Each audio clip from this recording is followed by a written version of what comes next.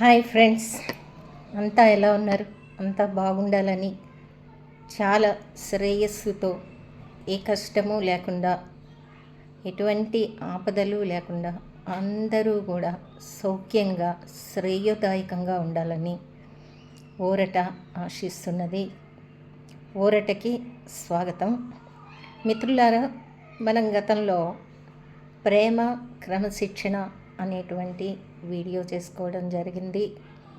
ఈ ప్రేమ అనేది ఏ ఇద్దరు వ్యక్తుల మీదైనా కూడా ఉంటుందని కూడా గతంలో మనం చెప్పుకోవడం జరిగింది.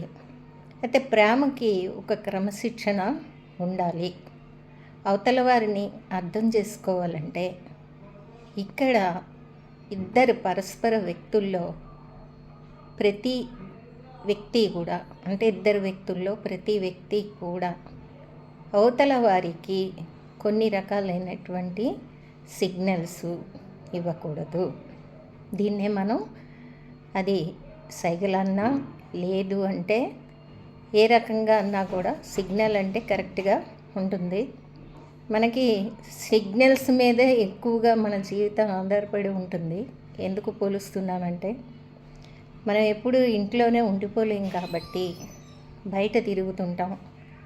మన తాలూకు వేగాన్ని ఎలా అయితే ఒక ట్రాఫిక్ సిగ్నల్స్ అనేటువంటివి నియంత్రిస్తాయో అదేవిధంగా మనం పెట్టుకునేటువంటి కొన్ని సిగ్నల్స్ మనం ప్రేమలో ఉన్నప్పుడు అవతలి వారికి అవి అపార్థం కలిగేలాగా ఉండకూడదు.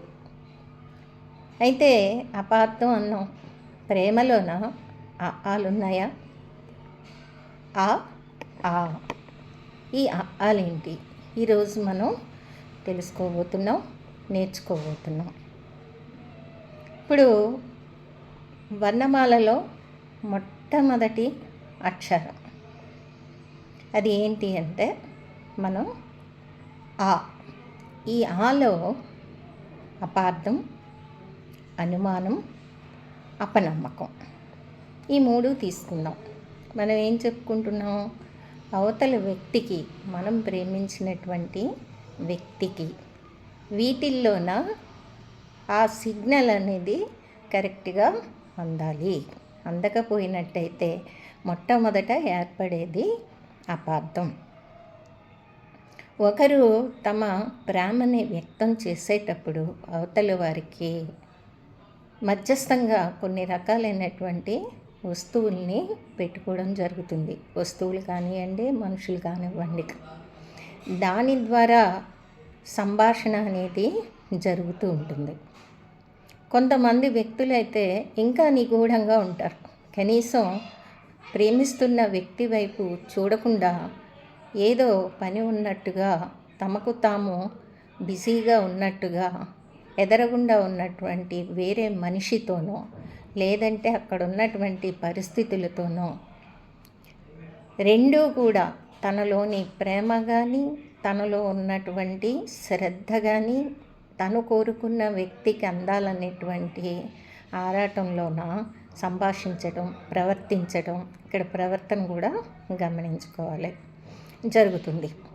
ఇప్పుడు ఒకే వయసులో ఉన్నటువంటి ఇద్దరు వ్యక్తులు ఉన్నప్పుడు అది వారు స్నేహితులైనా కావచ్చు, ఇంకెవరైనా కావచ్చు, అటువంటి కూటమిలో కూర్చున్నప్పుడు వారితో పాటు పెద్దవాళ్ళు కూడా కూర్చున్నప్పుడు ఈ వ్యక్తితోటి డైరెక్ట్గా సంభాషించటం కుదరనటువంటి పరిస్థితుల్లో ఇంకో వ్యక్తితోటి మాట్లాడటం అనేది జరుగుతుంది.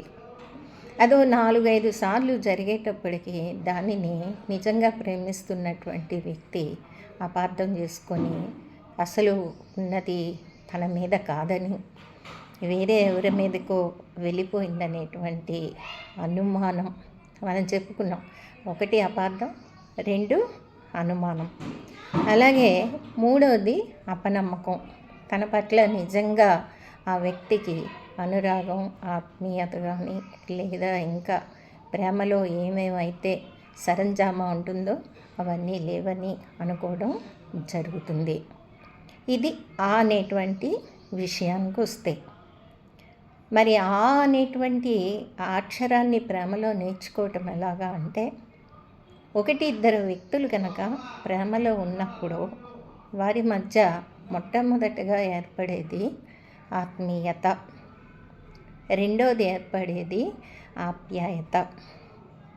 ఇప్పుడు ఆత్మీయతకి ఆప్యాయతకి చిన్నని ఒక సన్నని ఒక అర్థం మనం చెప్పుకున్నాం. ఇప్పుడు ఆత్మీయం అని చెప్పేదానికి అర్థం ఏంటిది అంటే, వారిని ఎప్పుడూ కూడా తమ యందు తమ తాలూకు జీవితంలో భాగంగా ఉంచుకోవటం. మరి ఆప్యాయత అంటే వారు లేకుండా జీవించలేకపోవటం, వారు కంపల్సరీ ఉండాలి. ఇప్పుడు ఈ ఆత్మీయతలో మనిషి ఎక్కడున్నా కూడా వారిని యోగక్షేమాలు అడుగుతూ వారి ఉన్నతి కోరుతూ చెప్పేటువంటి సంబంధాలని ఆత్మీయంగా ఉండడం అనేది అంటాం. అప్పుడు వ్యక్తులు దూరమైనా కానీ బాధ అనేది కలగదు. ఎందుకంటే వారు తమతో పాటు ఉన్నారనేటువంటి నమ్మకం, తమని అసలు కాదనలేరు అనేటువంటి విశ్వాసం. ఇకపోతే మూడో దానిలోకి కనుక మనం వచ్చినట్టయితే, మూడోది అంటే కనుక ఆరాధన. ఇప్పుడు ఆత్మీయం చెప్పుకున్నాం, ఇక చెప్పుకోవాల్సింది ఆప్యాయం. ఈ ఆప్యాయం ఎలా ఉంటుందంటే, ఆ వ్యక్తి కనబడకపోతే ఉండలేకపోవటం, ఆ వ్యక్తి కనబడకపోతే బెంగపడటం, ఆ వ్యక్తిని ఎక్కువ రోజులు చూడకుండా లేదా వారితోటి గడపకుండా భరించలేనటువంటి మనోవ్యధకి ఆ సమయంలో గురి కావడం ఇది మనకు ఆప్యాయత కిందకు వస్తుంది. ఇప్పుడు ఆత్మీయత ఆప్యాయత ఈ రెండిటి ఆల్లో ఒకటి ఆత్మీయతకి సంబంధించి అవి వేరే వేరే సంబంధాలు, మన కుటుంబంలోని సంబంధాలు ఏవైనా కావచ్చు. ఈ ఆప్యాయత సంబంధంలో ఏముంటుందంటే, అవతల వారి ప్రేమించిన వారు అవతల ఎవరైతే ఉన్నారో వారు నిత్యం తనతో ఉండాలి, కన్నుల్లో ఉండాలి, మనసారా మాట్లాడుకోవాలి, ఎప్పుడూ చూడగలగాలి, ఎడబాటు ఎప్పుడూ కలగకూడదు అనేటువంటి ఈ పరిస్థితులు ఆప్యాయత. ఈ రెండు కూడా సమపాళ్లలో ఉండి అటువంటిది తీవ్రంగా ఉన్నప్పుడు మనిషి ఎదుట ఉన్నా లేదా ఎక్కడో కొంతకాలం పాటు విడిగా ఉన్నా జరిగేది ఏంటి అంటే, ఆ వ్యక్తి పట్ల విపరీతమైనటువంటి ఆ ప్రేమ, ఆ అవ్యాజమైనటువంటి అనురాగం ఏదైతే అందులో ఉన్నటువంటి అచంచలమైనటువంటి ప్రేమ, ఈ ప్రేమ ఆరాధనగా మారిపోతుంది. ఈ ఆరాధనకే మనం శ్రీకృష్ణుడు రాధని చెప్పుకుంటూ ఉంటాం. అంటే మరి ఈ ఆరాధన అనేది ఏమిటి అంటే, నిత్యం కూడా ఆ మనిషిని ఎప్పుడూ తలుచుకోవటం, నిద్రలో అయినా సగం మెలకువలో అయినా లేదంటే ఎప్పుడు తన జీవితంలో లేదా తన శరీరంలో భాగంగా ధరించడం. ఇంకా కొంత ముందుకి కనుక వెళ్తే దీన్ని తీవ్రత గనక స్థాయిని ఒక కొలత కొలవాలంటే, అవతల వ్యక్తి తను కాదు, వేరు కాదు అనేటువంటి నమ్మకంతో కూడినటువంటి భావం, అందులో భక్తి, శ్రద్ధ, సేవ అన్నీ కూడా మిళితమై ఉంటాయి. ఇది ఆరాధన. సో ఈ రకంగా ప్రేమలో ఆలు ఉన్నాయి. ఆ ఆలు మొదటి ఆలోన అది గనక దాని స్థాయిని దాటితే కనుక రెండో నేర్చుకోవాల్సి వస్తుంది. రెండో నేర్చుకున్న తర్వాత అది కూడా కంప్లీట్ అయింది అన్నప్పుడు, అవతల వ్యక్తి పట్ల విపరీతమైనటువంటి ఈ ప్రేమ ఎక్కువైనప్పుడు, ఆ వ్యక్తి సహకరించకపోతే, ఎక్కడైతే అది ఉల్లంఘింపబడుతుందో అప్పుడు దానిలోన సాధక బాధకాలు, ఆ మనోవ్యత, ఆ తీవ్రమైనటువంటి నష్టం ఇవన్నీ కూడా మళ్ళా న్యాయ రూపంలోకి, న్యాయశాస్త్రంలోకి అడుగు పెడుతూ ఉంటాయి.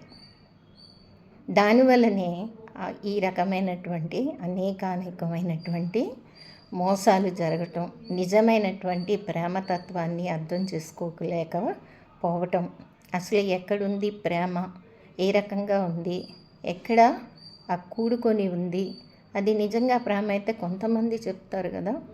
నిజమైనటువంటి ప్రేమ కలిసి ఉండక్కర్లేదు, దూరంగా ఉంటుంది, దూరంగా ఉన్నా ఉంటుంది, ఇలాంటి చెప్తూ ఉంటారు. కానీ అవి జీవితానికి సరిపడు. కొంతకాలం ప్రయాణించినా లేదు, జీవితాంతం కూడా అనుభవించిన ప్రేమ మధురిమ అనేటువంటి తగ్గదు. దానికి వయస్సు అనేటువంటి సంబంధం ఉండదు. అలాగే అది చిన్నప్పుడు జరిగిందా, లేకపోతే అది వయసులో ఉన్నప్పుడు జరిగిందా, లేదు అనుకుంటే ఇంకా ఒక స్టేజ్ పూర్తిగా కూడా ఎంతైనా ఏజ్ లిమిట్ దాటిపోయి వార్ధక్య దశలో కూడా కలిగిందా, ఎప్పుడు కలిగింది, ఎలా కలిగింది, ఎన్నాళ్ళు ఉంటుంది, పోతుందా లేదా, ఇవన్నీ కూడా ఒక మనసు మీద ఆధారపడి ఉంటాయి. కాబట్టి ఫ్రెండ్స్, ఇవన్నీ లోతుపాతులు కనుక విశ్లేషించుకుంటే ప్రేమ స్థాయి ఏంటి, దాని తీవ్రత ఏంటి, అవతల వ్యక్తి సహకారం ఎంతవరకు ఉంది, ఇవన్నీ గమనించుకున్నప్పుడు స్వీయమైనటువంటి ఒక నియంత్రణ వస్తుంది. దీన్నే మొట్టమొదట్లో నేను సిగ్నల్ అన్నాం. అవతలకి సిగ్నల్ ఇవ్వటం ఎంత ముఖ్యమో, ప్రేమ ఉన్నది అని తెలియపరచడం ఎంత ముఖ్యం. మన మైండ్కి, దాన్నే మనసు అంటాం, అది ఎక్కడా కూడా వెతికినా కనిపించదు, శరీరంలో ఎక్కడుంటుందో మనకు తెలియదు. అయితే పొద్దున్న లేచిన దగ్గర నుంచి దాని ఇష్ట ప్రకారమే ఈ దేహాన్ని నడిపిస్తూ ఉంటుంది. కాబట్టి అతి జాగ్రత్తగా ఈ మనస్సు అనే దానికి సిగ్నల్స్ ఇచ్చుకొని నిజం ఏంటి, అబద్ధం ఏంటి, ఎక్కడ లోపం వస్తుంది, నిజంగానే కొంత అవతల వ్యక్తి మిమ్మల్ని చాలా వరకు నమ్మించి ఆ నమ్మకం తర్వాత వదిలి వెళ్ళిపోతున్నారా, అలా వెళ్ళిపోతే అప్పుడు ఏం చెప్తుంది న్యాయం, ధర్మం ఏంటి అన్నది ఖచ్చితంగా నేర్చుకోవలసినటువంటి పరిస్థితి ఉంది ఫ్రెండ్స్.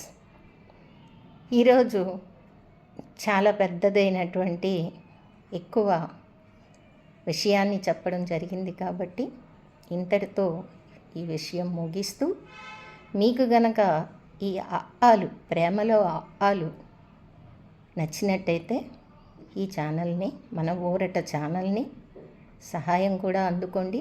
ఊరట నుంచి ఫ్రీగా మీకు ఇది సహాయం అందిస్తుంది. మీకు నచ్చింది అనుకోండి, ఒక లైక్ చేయండి, షేర్ చేయండి, సబ్స్క్రైబ్ చేయండి, ప్రమోషన్ కూడా చేయండి. ఓకే ఫ్రెండ్స్, అందరూ సుఖంగా ఉండాలని కోరుకుంటూ ఊరట సెలవు.